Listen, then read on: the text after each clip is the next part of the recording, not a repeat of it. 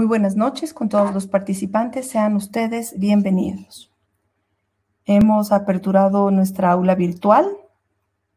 Mientras esperamos que el resto de participantes siga ingresando desde la sala de espera virtual, compartir con ustedes estas indicaciones a fin de que la conferencia sea de mejor calidad.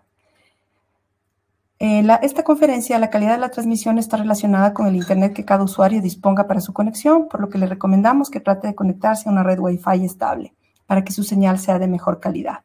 Sin embargo, si se interrumpe la transmisión o pierde audio, por favor presione el botón rojo que se encuentra en la parte superior de sus pantallas con la palabra reconectar. Inmediatamente después retornará a la conferencia. Si usted se ha conectado desde una computadora, el chat del evento se encuentra hacia el lado derecho. Y si está conectado desde un celular, este se ubica en la parte baja del mismo. Allí podrá hacer sus consultas o preguntas al speaker de esta noche. Sean ustedes bienvenidos. El día de hoy, la Sociedad Ecuatoriana de Oncología les da la bienvenida a este webinar que es Terapias dirigidas en cáncer de ovario. Agradecemos el apoyo de Laboratorios AstraZeneca. Yo me voy a permitir presentarle a la moderadora de esta noche, que es la doctora Sara Guerra. La doctora Guerra es doctora en Medicina y Cirugía por la Universidad Central del Ecuador. Tiene una especialidad en Senología y Patología de Mama por la Universidad Complutense de Madrid, máster en Salud por la Universidad Técnica Particular de Loja. Especialista en Acupuntura por la Universidad Andina Simón Bolívar, un diplomado en Docencia por la Escuela Politécnica del Ejército, un diplomado de Altos Estudios Internacionales por la Sociedad de Estudios Internacionales Madrid de España, miembro de la directiva de la Sociedad Ecuatoriana de Oncología y miembro honorario de la Sociedad Española de Estudios Internacionales.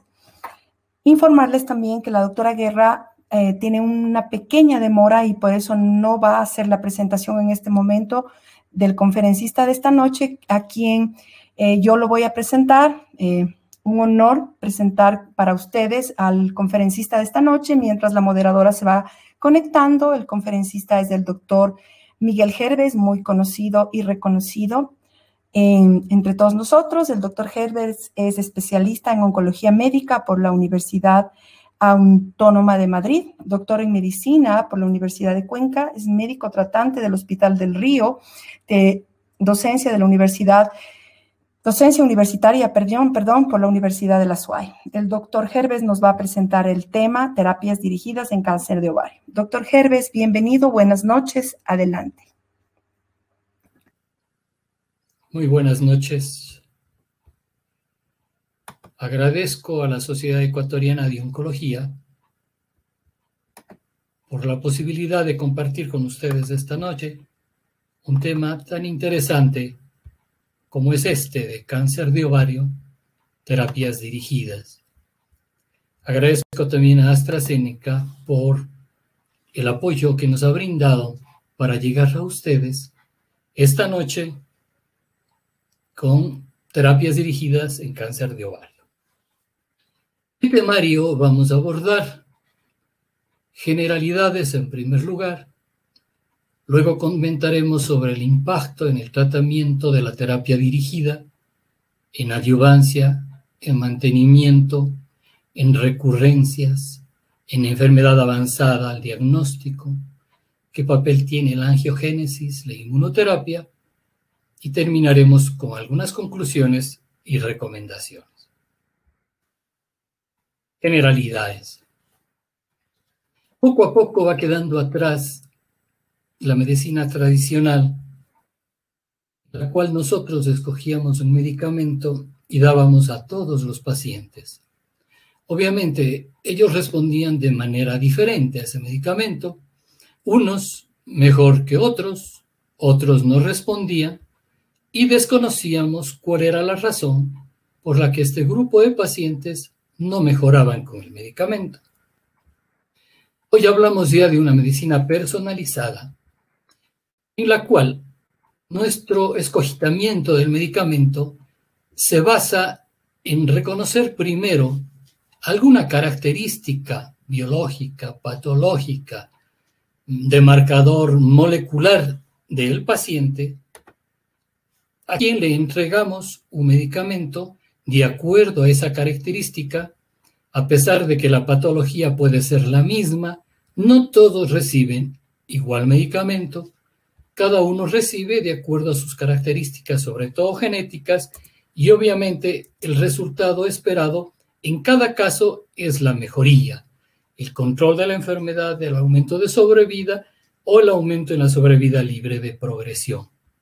Esta medicina personalizada es la que nos acompaña ahora y es la base en la terapia dirigida.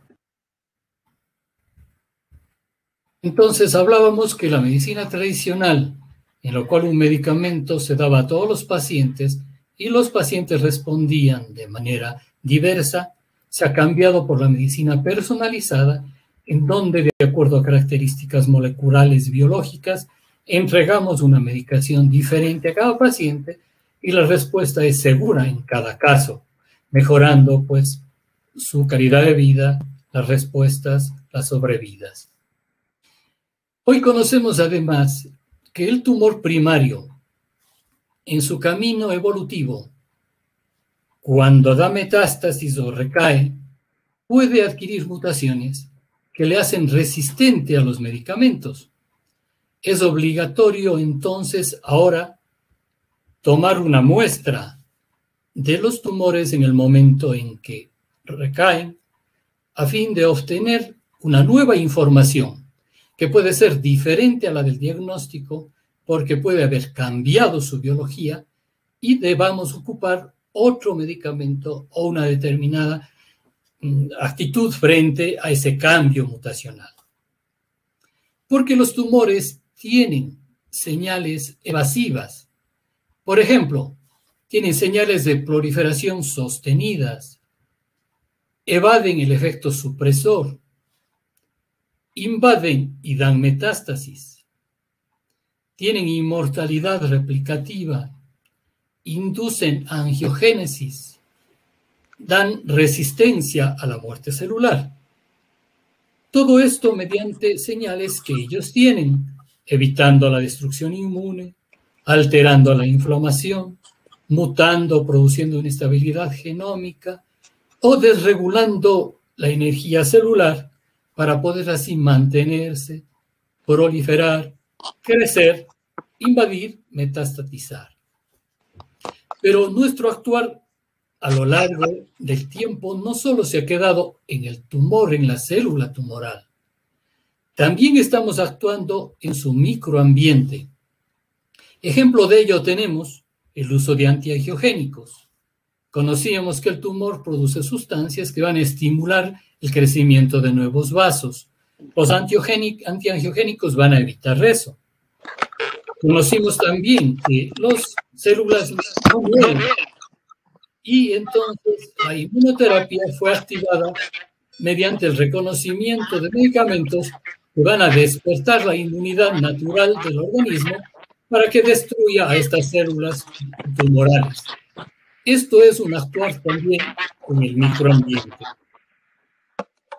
Es nuestra obligación como médicos tomar los datos que vienen de diferentes aristas, de diferentes investigaciones, hoy tan importantes como la genómica, la epigenética, la proteómica, la metabolómica, y que nos permiten identificar biomarcadores para el diagnóstico, para el pronóstico y para el tratamiento, reconocer algunas firmas genéticas y usar nuevos blancos terapéuticos.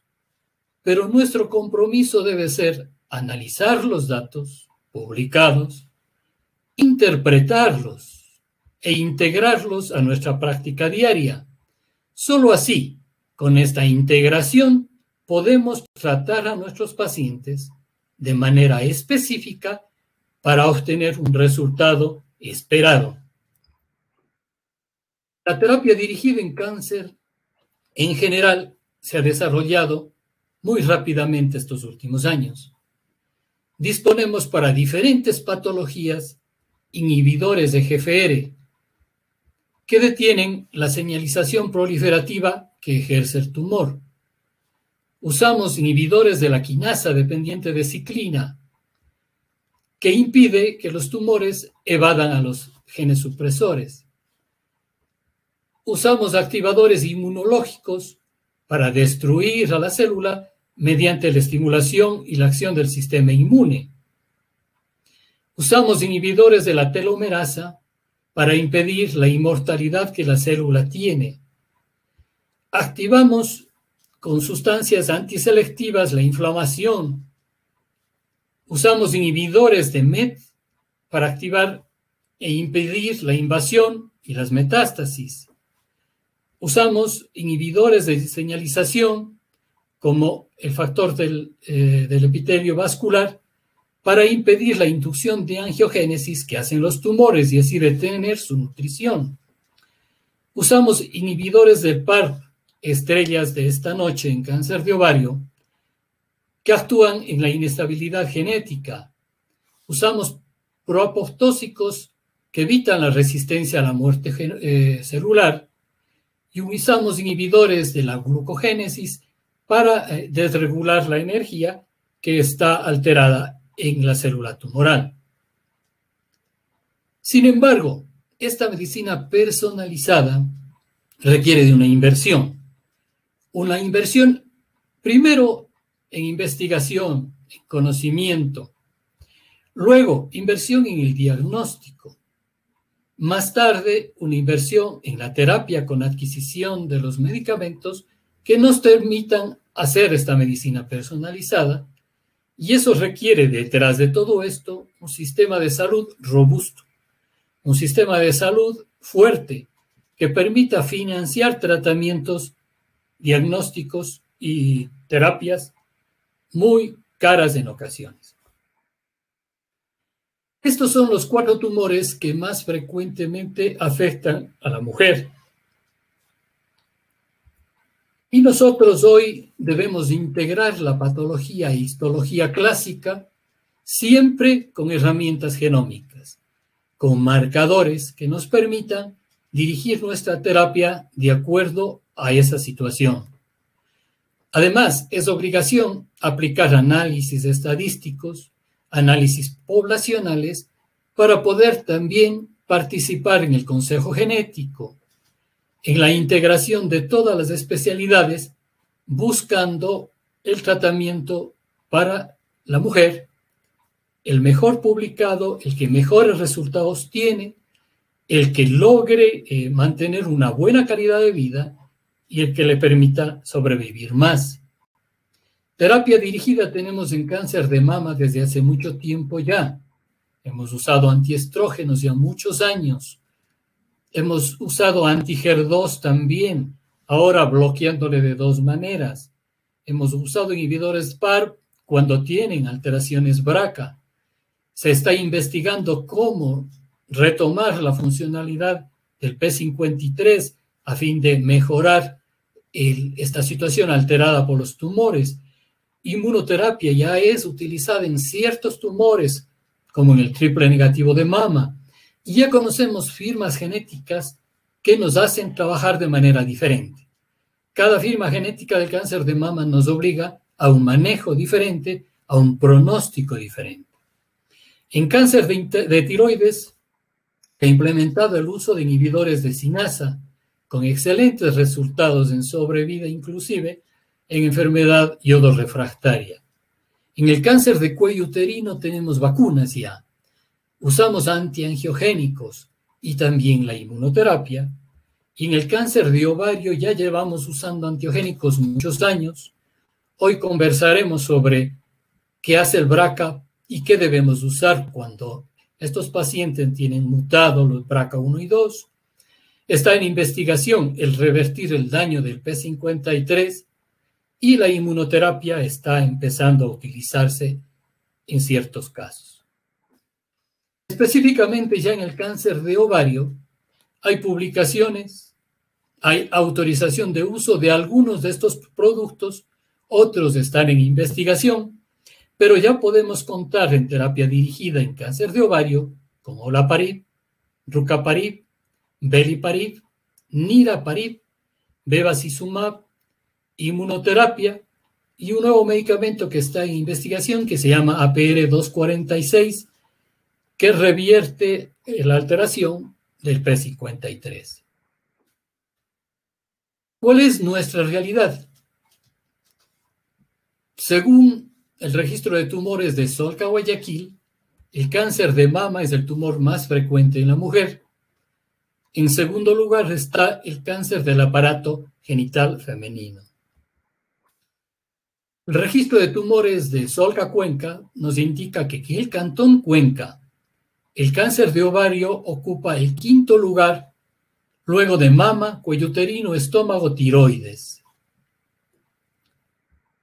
El registro de tumores de Solca Quito nos informa que el cáncer de ovario es el responsable del 4% de todos los cánceres de la mujer residentes en Quito. BRCA1 y BRCA2 son esenciales para el correcto funcionamiento celular. Son genes supresores de tumor, que nos han servido hoy por hoy también como marcadores de cáncer hereditario. ¿En dónde están ubicados? BRCA1 está en el cromosoma 17, BRCA2 está en el cromosoma 13. Son los responsables de la integridad del genoma. Permiten la reparación por recombinación homóloga, esenciales para el funcionamiento celular, y modulan los procesos de ADN. Los cromosomas homólogos se reparan a sí mismos.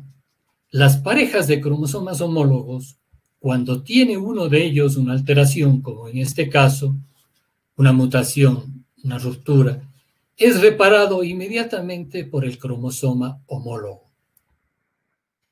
Si está mutado el BRCA, existe una pérdida del control del ciclo celular. Hay un crecimiento sin reparación por acumulación de errores, aparición de mutaciones, y luego aparece una célula maligna que tiene una alta inestabilidad genómica por tener esta alteración. ¿Cómo se hace la célula cancerosa? La célula se hace maligna cuando ambas copias de los cromosomas alelos presentan mutaciones deleterias. Y puede darse de dos maneras, pero siempre con dos golpes. De ahí la hipótesis llamada de dos golpes. Cuando se trata de predisposición heredada, el primer golpe, la primera mutación en el BRCA es heredada. Recibimos al nacer, la llevamos en la célula. El segundo golpe tiene que presentarse y es esporádico. Aparece en el desarrollo de la vida e implica la pérdida de función de BRCA. A esta alteración, que es esporádica, que aparece, se llama mutación somática.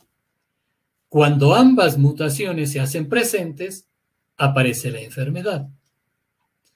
Pero cuando el origen ya no es heredado, sino es esporádico, ambos golpes, los dos, deben ser dados por mutación esporádica, que implica la pérdida de función del BRCA, dando una mutación somática. Al final, el error se da porque hay una mutación homocigota para ambos cromosomas.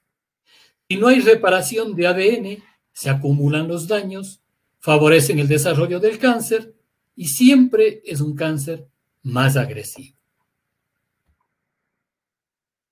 Varios tipos de cáncer, incluyendo los de ovario y de mama, se asocian a mutaciones de BRCA.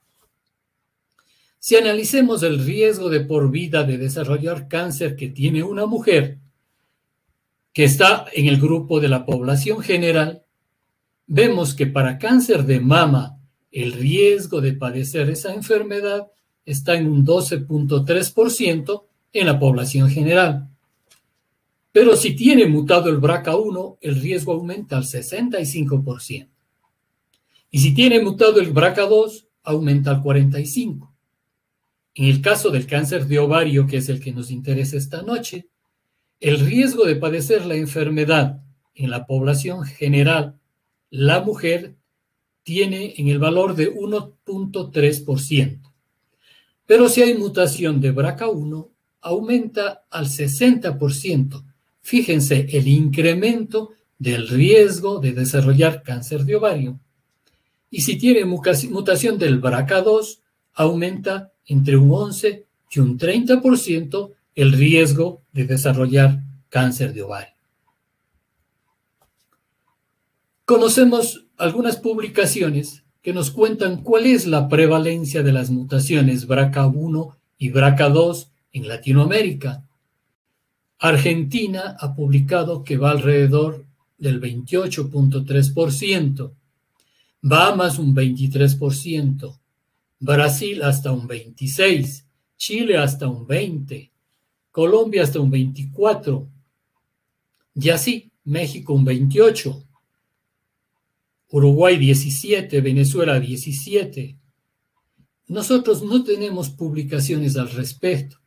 La experiencia de Ecuador es pequeña y gracias a los datos que me ha facilitado el laboratorio AstraZeneca, podemos conocer que de septiembre del 2019 hasta abril del 2021 se han hecho 36 pruebas de BRCA. En esas 36 pruebas se encontró mutadas en cáncer de ovario 9, lo que quiere decir que el 18% de nuestros cánceres de ovario en el Ecuador tienen una mutación BRCA 1 o 2.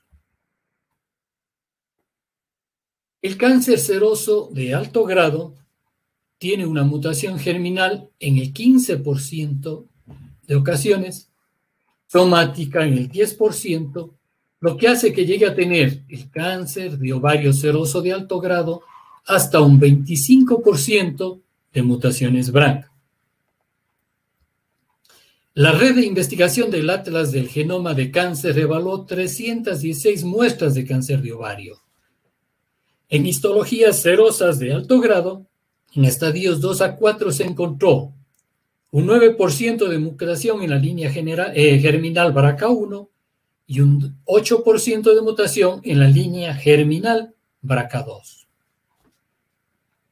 Sabemos que el seroso de alto grado, la variante histológica del cáncer epitelial de ovario seroso y de alto grado, es la que se asocia más con mutaciones de la línea germinal BRCA1 y BRCA2. Pero estas mutaciones se han identificado en la línea germinal en todas las histologías, excepto en las mucinosas. Las mutaciones germinales son heredadas y son heredables. Se presentan en células germinales, aumentan la probabilidad de desarrollar cáncer de ovario y predisponen al cáncer hereditario o familiar. En cambio, las mutaciones somáticas están involucradas en la transformación patológica de células normales a cancerosas. No están alteradas genéticamente, se alteran en su transformación patológica. Son mutaciones, por lo tanto, adquiridas y pasan por el proceso de oncogénesis, como hacen todos los demás tumores que son esporádicos. Obviamente, estas no son heredables y pueden causar el cáncer esporádico no familiar, pero también pueden presentarse en cáncer hereditario, afectando el otro alelo para que se produzca el daño homocigoto. Esta mutación que tiene el BRCA tiene implicación clínica y vamos a ir desarrollando cuáles son esas implicaciones que vemos en nuestros pacientes. Por ejemplo, en un estudio en pacientes con cáncer de ovario que recibieron platino, se encontró que la sobrevida libre de progresión fue más larga en todas las pacientes que tenían mutaciones, sean somáticas o sean germinales, comparadas con las que no lo tenían. Fíjense cómo una mutación estaba relacionada con el pronóstico en sobrevida libre de progresión. En ese mismo estudio se determinó que la sensibilidad a los platinos y la sobrevida global fue mayor cuando estas mujeres enfermas de cáncer epitelial y ovario tenían alteración en los genes de reparación y recombinación homóloga. Y es que el platino, el cisplatino, el carboplatino produce ruptura masiva de la hebra de ADN que conduce a la apoptosis. Si el BRCA está intacto, puede haber regeneración de la célula. Se recompone la célula por acción del BRCA y no muere, mermando su actividad letal del platino. Pero si el BRCA está mutado, ya no hay la reparación y obviamente el efecto letal del cisplatino se evidencia en mayor porcentaje. También nos sirve la determinación del estatus de mutación del BRCA en mujeres con cáncer de ovario para analizar riesgo.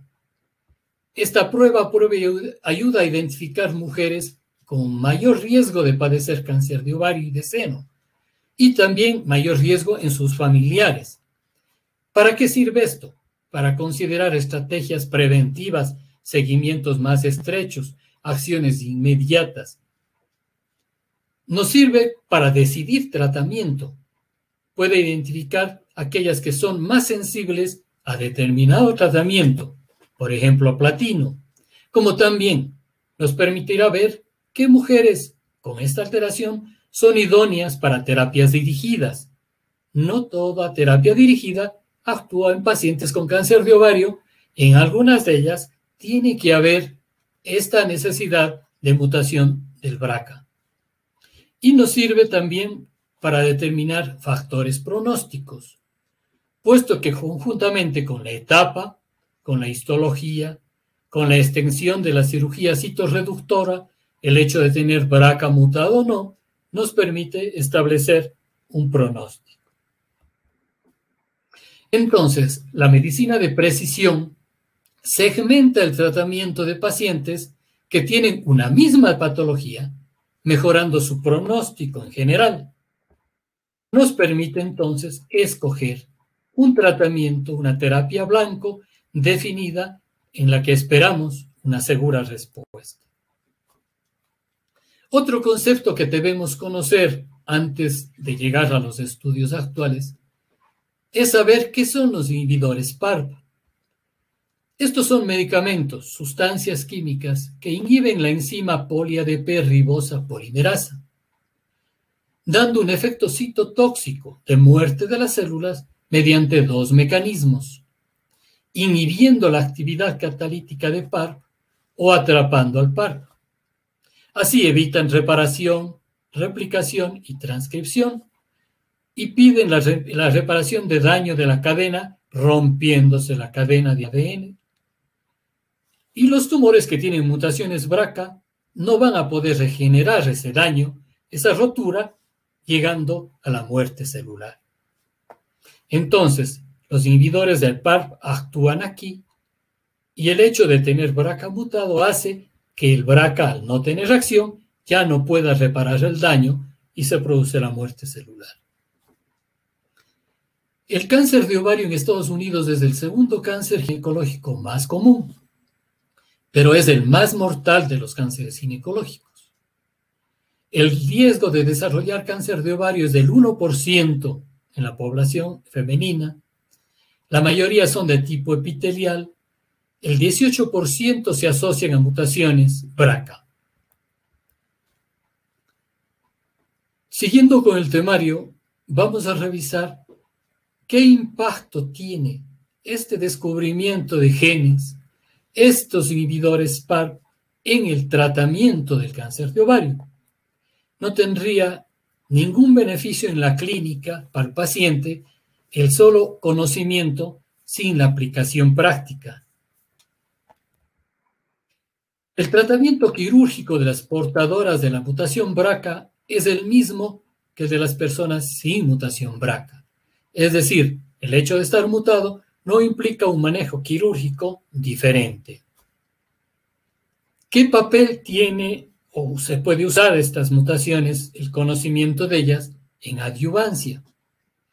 Los datos retrospectivos sugieren que las portadoras de mutación BRCA pueden tener mayores beneficios con la quimioterapia intraperitoneal, en particular con agentes de platino.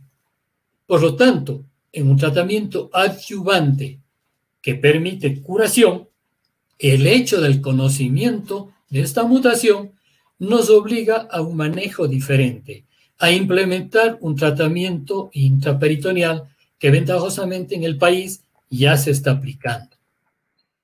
¿Qué sustento tiene esto? Un ensayo clínico aleatorizado fase 3, hecho por el grupo oncológico ginecológico. Utilizaron quimioterapia intraperitoneal como adyuvancia versus quimioterapia intravenosa en cáncer epitelial de ovario, estadio 3C, o en pacientes con carcinoma peritoneal primario. La expresión aberrante de BRCA1 fue un predictor independiente de una mejor supervivencia en mujeres aleatorizadas al brazo intraperitoneal. Por lo tanto, el uso de un tratamiento intraperitoneal beneficia como predictor independiente en supervivencia, en adyuvancia, en pacientes intervenidas en estadios 3. ¿Qué papel tiene en el mantenimiento? Conocemos ahora que está autorizado, está indicado el uso de inhibidores PARP en el mantenimiento. ¿En qué casos?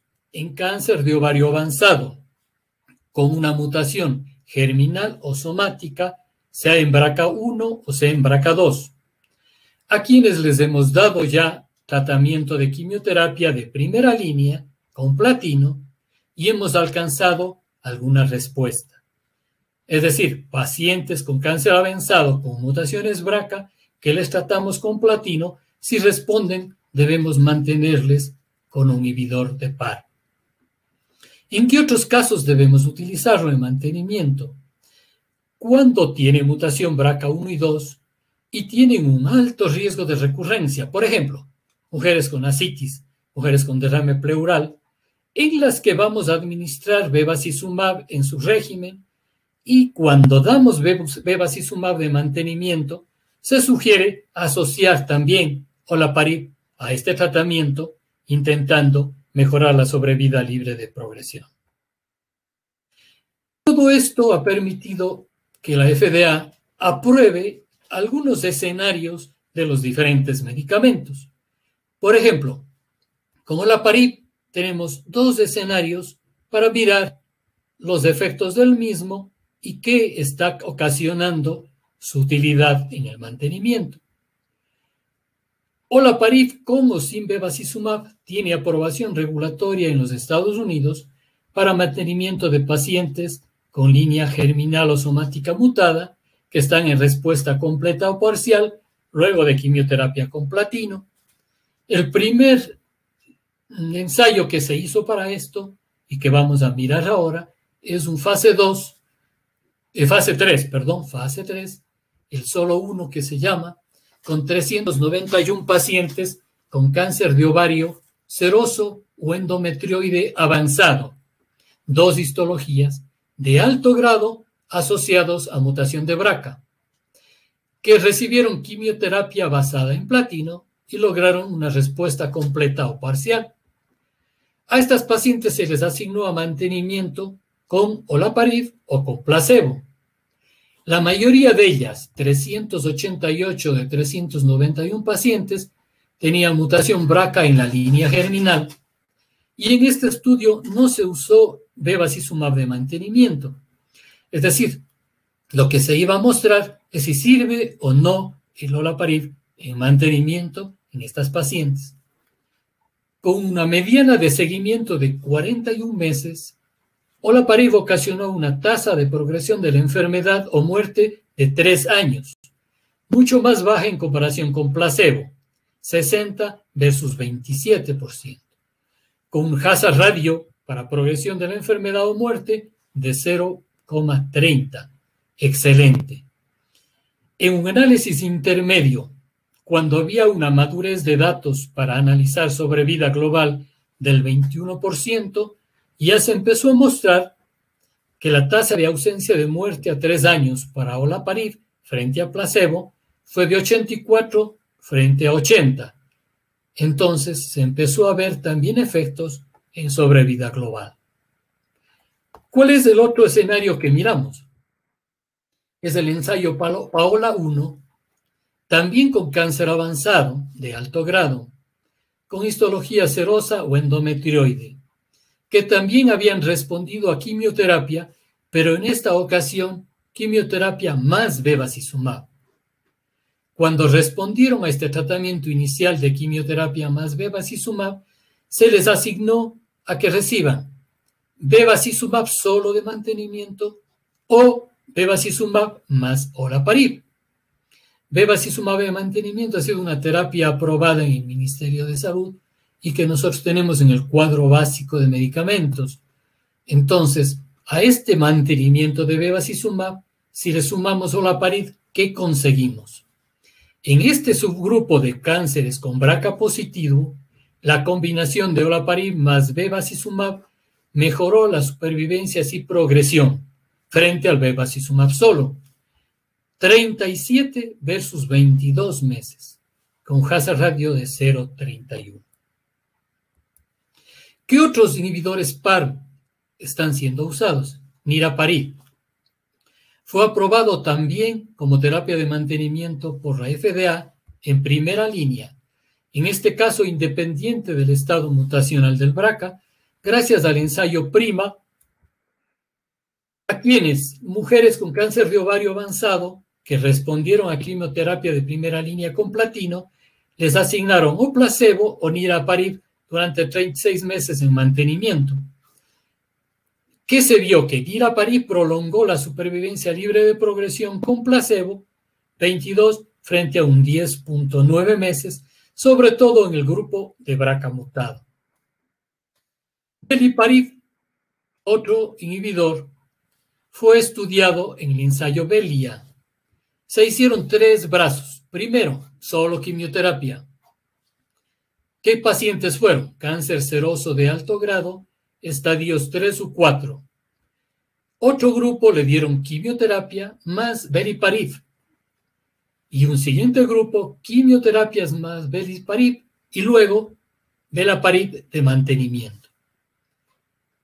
¿Qué se vio? Que en cualquiera de las ramas que se asoció el belaparib, sea en primera intención como en mantenimiento y en primera intención, la administración en todo momento mejoró la sobrevida libre de progresión en las que tienen mutación BRCA, 35 frente a 22 meses.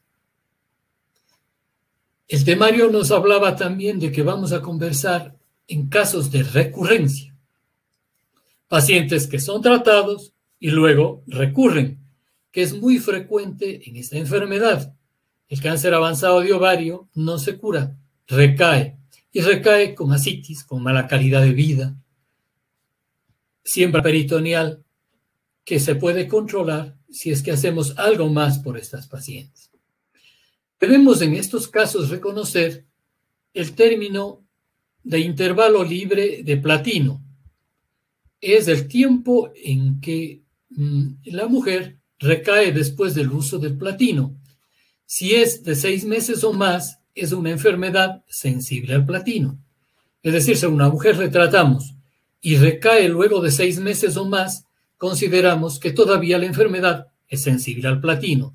Si es que la recaída es antes de eso, consideramos resistente al platino. Y se han aprobado varios inhibidores del PARP en cáncer de ovario recurrente cuando hay mutaciones BRCA. Por ejemplo, mantenimiento en platinos sensibles, es decir, en personas que se trataron con platino y recayeron después de 6 meses, se les vuelve a retratar, se les da nuevamente platino y luego se mantiene con niraparib o con rucaparib o con olaparib como agentes únicos. Y esto ha demostrado que es beneficioso incluso independientemente del estado mutacional en pacientes con recaída. Cuando la recaída no ha sido resistente al platino, cuando ha sido resistente al platino, olaparib cuenta con aprobación del FDA para cáncer de ovario recurrente asociado con mutación BRCA como terapia de agente único después de 3 o más líneas de tratamiento.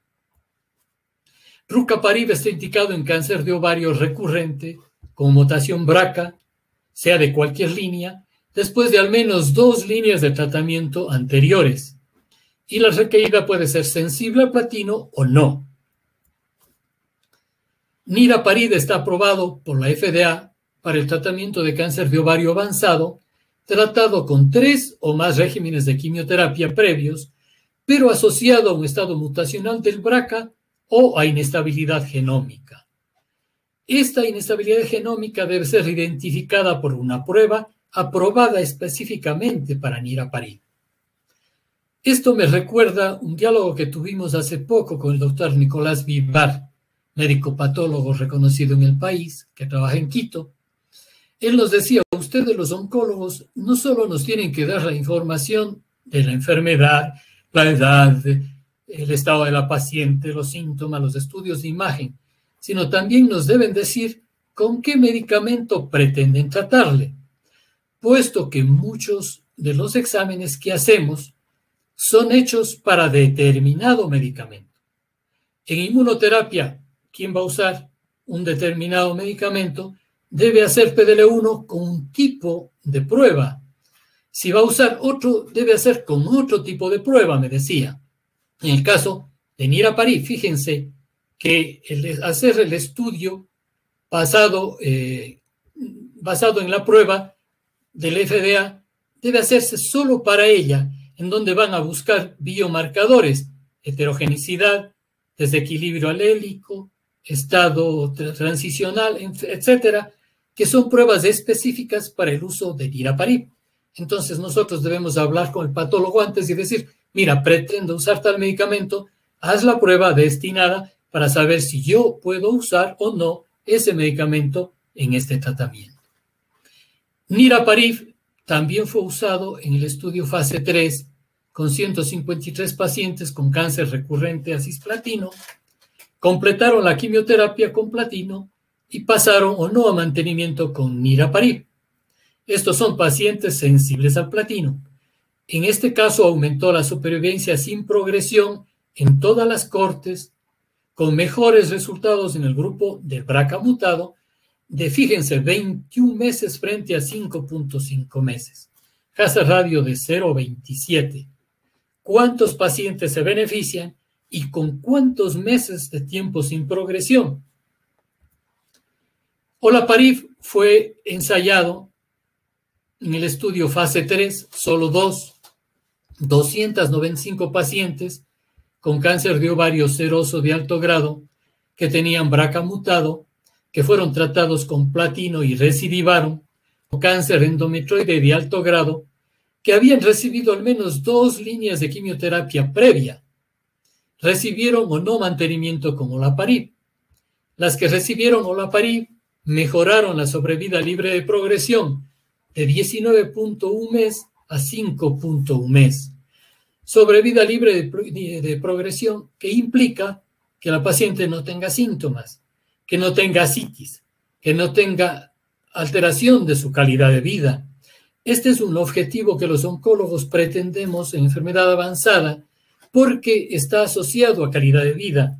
El paciente no progresa, no tiene síntomas, se encuentra recibiendo un mantenimiento y seguro de que la enfermedad está detenida por un tiempo más.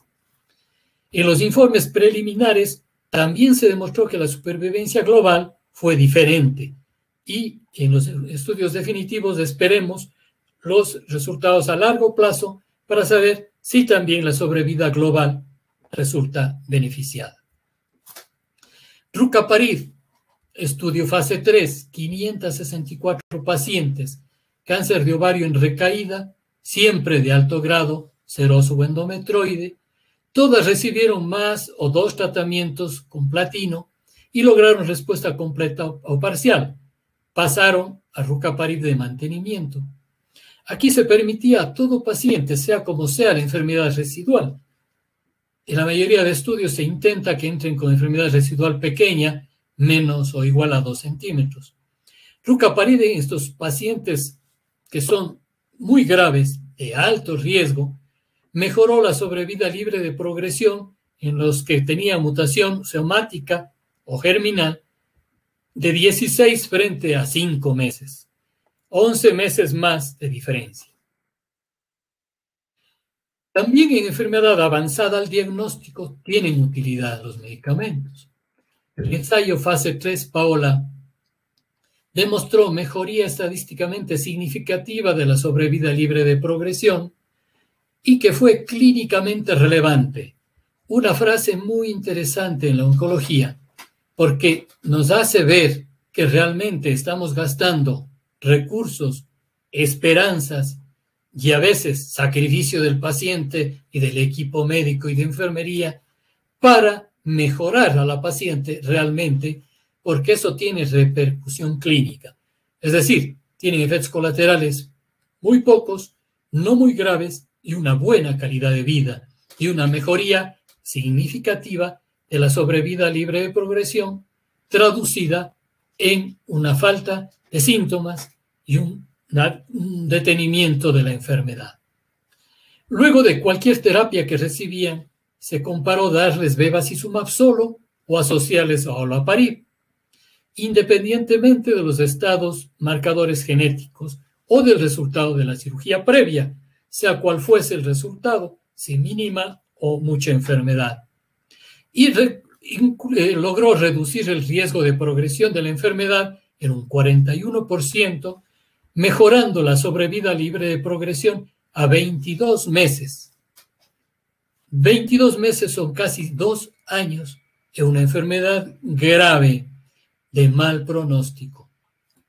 A los 2 años, el 46% no presentaban progresión frente a un 28% que solo recibió bevacizumab. El bevacizumab mejora la sobrevida libre de progresión, pero si le asociamos a olaparib, vemos que pasa de 16 a 22 meses esa sobrevida libre de progresión. A los 2 años, el 46% de las tratadas no habían progresado frente al 28%. El comité independiente que revisó los datos fue consistente con estos resultados y ellos encontraron 26 frente a 18 meses, sin deterioro de la calidad de vida, que es el dato muy importante. En cuanto a la angiogénesis, ya tenemos mucha experiencia y sabemos que ha logrado mejorar la sobrevida libre de progresión, pero no se ha logrado conocer un marcador, ya que no se ha estratificado según el estado mutacional del BRCA y parece que no tiene relevancia eso, identificación. Inmunoterapia en cáncer de ovario tiene poco recorrido, no así en cáncer de pulmón, por ejemplo. La inmunoterapia para mujeres con cáncer de ovario recurrente se puede usar, pero tiene que hacerse pruebas genómicas para detectar deficiencia de reparación de errores de apareamiento o inestabilidad microsatelital. Pembrolizumab en inmunoterapia está aprobado por la FDA para cáncer de ovario que ha progresado después de un tratamiento previo y en el cual no hay opciones de tratamiento con alternativas satisfactorias publicadas. Puesto que la experiencia es pobre, el Keynote 158 con 15 pacientes demostró una tasa de respuesta objetiva de un 33%, incluidas 3 respuestas completas. El camino para la inmunoterapia se ha iniciado, estamos en los primeros pasos, los resultados son francamente buenos, ya esperamos publicaciones siguientes que avalen su uso con certezas y con muchas ilusiones y esperanzas. Otras mutaciones también han sido identificadas, pero lamentablemente todavía no tenemos estrategias dirigidas para este gran número de mutaciones que se han estudiado. Los medicamentos utilizados para restaurar la funcionalidad del P53, muy utilizados en hematología, en cáncer de ovario, el APR 246 está estudiándose. No tiene aprobación todavía, pero los resultados son satisfactorios y nos abre también una nueva puerta. Reparar el P53 alterado, una idea que parecía de ciencia ficción y que hoy ya es una realidad. Nosotros, en el Ecuador, tenemos la experiencia de tratar cáncer de ovario epitelial seroso de alto grado, BRCA mutado en recaída, en el periodo 2019 a 2021 con 12 pacientes. A 12 pacientes hemos tratado como olaparib, repito, con cáncer de ovario seroso de alto grado en recaída y que tengan BRCA mutado. 6 actualmente están todavía en tratamiento. Lo que hemos logrado recabar, gracias a laboratorios AstraZeneca que nos ha dado el dato, la sobrevida libre de progresión está alrededor de 12 meses en las pacientes que tenemos estudiadas. 12 pacientes, 12 meses de sobrevida libre de progresión. Finalmente, conclusiones y sugerencias. La mayoría de los casos diagnosticados de cáncer epitelial de ovario no están asociadas con mutaciones genéticas. Solo una quinta parte se asocian a mutaciones de la línea germinal y la mayoría son atribuibles a BRCA1 o BRCA2. El tratamiento quirúrgico es el mismo, tenga o no la mutación. Para la mayoría de mujeres con BRCA, a quienes se les ha hecho una citorreducción óptima mediante cirugía, se sugiere tratamiento intravenoso e intraperitoneal en lugar de intravenoso únicamente. Para BRCA1 o BRCA2 mutados con tumores homólogos deficientes de recombinación que experimentan una respuesta completa o parcial a una primera línea con platino, se sugiere mantenerles con inhibidor del PARP en lugar de observarles. En caso de mutación BRCA1 y BRCA2 de alto riesgo de recurrencia, aparte del bevacizumab, debemos asociar olaparib en el mantenimiento. Se debe hacer pruebas de mutación de la línea germinal para todas las mujeres con cáncer de ovario. El laboratorio AstraZeneca hace el estudio gratuitamente. Se puede contactar y solicitar que lo hagan. Si son negativas, realizar pruebas somáticas para determinar quién se va a beneficiar de este inhibidor de PARP. Si hay recidiva sensible al platino asociado a mutación y se ha logrado respuestas, pasamos a mantenimiento en primera línea con un inhibidor de PARP. Para los pacientes con recurrencia, que son conocidos con mutación BRCA, o que tienen tumores con alteración en la vía de recombinación homóloga, que han recaído y que no han recibido antes inhibidores PARP, se sugieren inhibidores de PARP en tratamiento en lugar de completar o seguir con quimioterapia. Las portadoras de la mutación BRCA con cáncer de ovario, en particular las portadoras de BRCA2, parecen tener un mejor pronóstico que las no portadoras. Latinoamérica ha puesto ya en sus guías todo lo que acabamos de conversar y podemos ver en las guías de Argentina, Brasil, Colombia y México que han adoptado ya este tipo de terapias en sus pacientes en las guías de manejo. Ecuador no tiene una guía de tratamiento de cáncer de ovario. Ojalá la dispongamos en algún momento. Lo que sí tenemos es aprobación de olaparib para el cáncer de ovario y en nuestro Ecuador está aprobado su uso de olaparib en mantenimiento en primera línea. ¿En quiénes? Cáncer de ovario avanzado, BRCA mutado. También en mantenimiento en primera línea en cáncer de ovario avanzado que tenga deficiencia en los genes de recombinación homóloga en combinación con bevacizumab en mantenimiento. También mantenimiento en cáncer de ovario recurrente.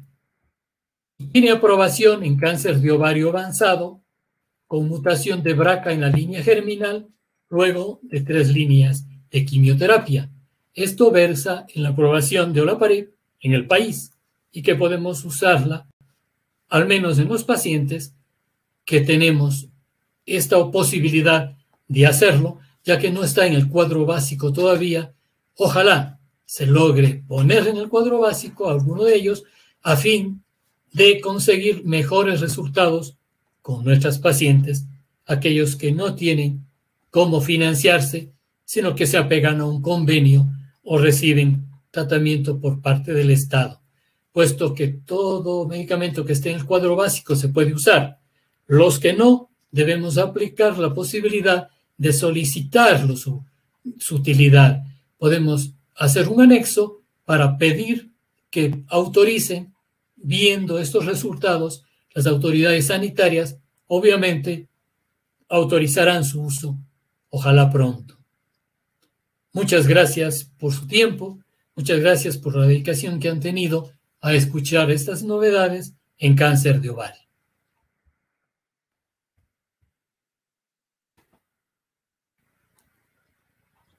Buenas noches. Muchísimas gracias, doctor Miguelito Gervais, por tan excelente conferencia a propósito de la celebración del Día Mundial de Cáncer de Ovario, que fue este 8 de mayo. A continuación, tenemos algunas preguntas del auditorio que, por favor, desearía que nos conteste. ¿En qué pacientes se debería realizar en nuestro medio la prueba del BRCA? Yo pienso que todo paciente con cáncer epitelial debe hacerse la prueba de BRCA. Les decía durante la charla, su utilidad va a ser en adyuvancia, su utilidad va a ser en el uso o no de platino y su esperanza de respuesta, su utilidad va a ser en el uso de inhibidor PARP. Entonces, todo paciente con cáncer epitelial debería hacerse estudio de BRCA y debería aplicarse este estudio mediante el camino que pone el laboratorio de facilitar el hacerlo. Obviamente, usaremos inhibidores de PARP en enfermedad avanzada, pero el conocimiento de la mutación BRCA tiene otras implicaciones clínicas, aún en enfermedad y condición de adyuvancia. Otra pregunta.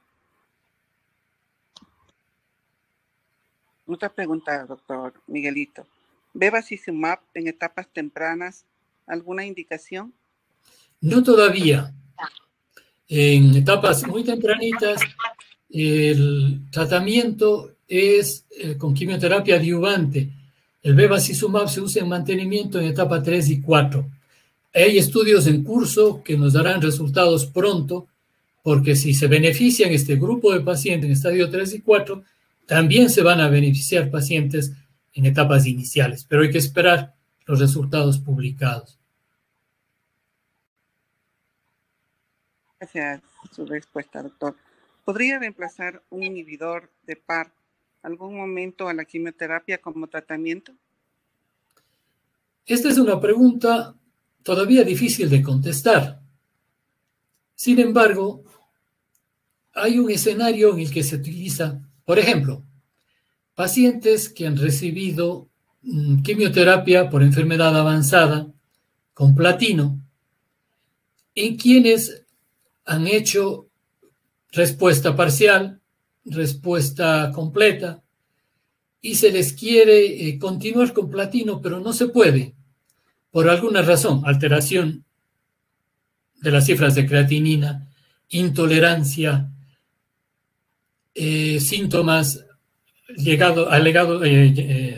con los que se identifica el platino por su difícil tolerancia más allá de 6-7 ciclos.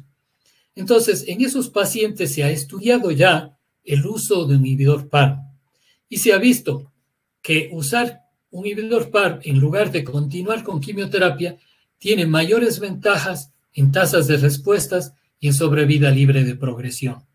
Entonces, ese escenario ya está estudiado. En lugar de platino, de continuar con platino, cambiar a un inhibidor PARP es posible, pero está dentro de un contexto que todavía no ha sido aprobado en el país para utilizarlo de manera asistencial común. Pero por allá va. Esa es una primera experiencia, es una muestra de que en ese escenario, en pacientes intolerantes al platino, pues ha servido y ha servido mejor que cualquier otra alternativa sin platino. Porque a estas mujeres se les comparó, a unas les damos un determinado inhibidor PARP y a otras les damos otra quimioterapia diferente al platino. En el grupo que recibió un inhibidor PARP va mejor en respuestas, en sobrevida libre de progresión. Ese estudio está publicado, lo conocemos, está en las diferentes revistas, pero debemos darle tiempo a que su presencia como tratamiento único quizás demuestre más ventajas que la terapia que hasta ahora tenemos. Gracias, doctor. La siguiente es una afirmación de la doctora Miriam Braca, ya está haciendo en Oncolab. No sé si es una pregunta o una afirmación, o en qué sitio se está haciendo en el país el BRCA, doctor. Hasta ahora lo que se ha hecho es mandar las muestras fuera, pero de lo que yo conozco en Cuenca, en Solca de Cuenca, llevan la experiencia ya casi 2 años de hacer BRCA. Lastimosamente es una prueba cara, y entonces Solca de Cuenca junta las muestras de un número más o menos de 8 a 10 pacientes a fin de poder abrir el kit y hacerlo para facilitar el costo dividido a esas pacientes. Entonces, con certeza, Solca de Cuenca realiza la prueba y ya tiene experiencia, más cerca de 2 años debe ser ya, con resultados que son fidedignos y útiles para nosotros. Muchas gracias. La siguiente pregunta, el doctor Ángel Álvarez. En el escenario de recurrencia de pacientes no candidatas platino, ¿cuál es la recomendación según su experiencia para el manejo? Cuando recae y no son sensibles a platino, debemos, y tienen mutación BRCA, obviamente, debemos usar un inhibidor PAR. Puede utilizarse, ese escenario no está aprobado aquí, pero se puede usar un inhibidor PAR. Si no, tocaría meterle en respuesta con otro agente que no sea platino para luego pasarle a mantenimiento con cualquiera de los inhibidores PAR. Muchas gracias. La siguiente pregunta, Patricia Hoyos. Buenas. Una pregunta, ¿la experiencia de quimioterapia intraabdominal? Sí, la estamos empezando en nuestra ciudad. En el Hospital del Río, en el lugar donde yo trabajo, se está haciendo ya quimioterapia intraperitoneal. Se han especializado cirujanos oncólogos, médicos oncólogos, que están aplicando y de manera bastante útil. Yo creo que en otras ciudades del Ecuador se empieza a hacer también. Pienso que no es una cosa difícil, pienso que nos hemos quedado mucho tiempo en hacerlo y que ya es hora de empezar a hacer. Y creo que en estas mujeres que se van a beneficiar en su sobrevida libre de progresión y hasta en su sobrevida global con el uso de intraperitoneal, debemos ofrecerles ya.